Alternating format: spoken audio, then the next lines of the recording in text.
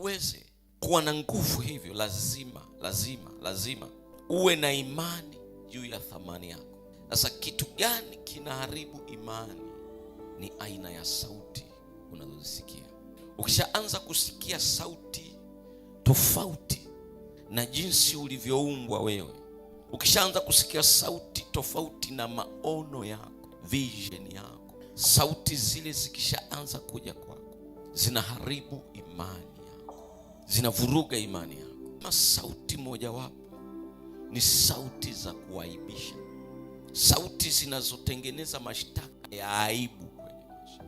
Una ujasiri huko hapa kwa sababu unaamini unaheshimika, na unaheshimika kwa sababu hakuna kitu ambacho unajua kimekutengenezea aibu.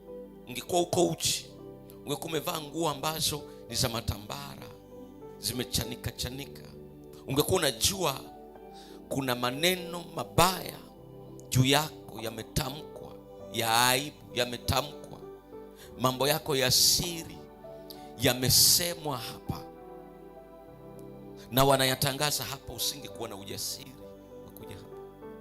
Mahali popote ambapo unaenda na ukakaa kwa ujasiri, ni kwa sababu unaamini unaheshimika kwenye hilo eneo.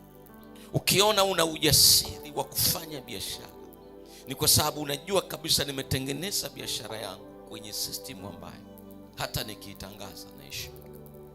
Ndio maana wanaofanya biashara nyingi za aibu za siri huwa watangaza biashara zao. Yeremia 3 anasema lakini kitu cha aibu, 3:24, lakini kitu cha aibu kimeila kazi ya baba yetu tokea ujana wetu.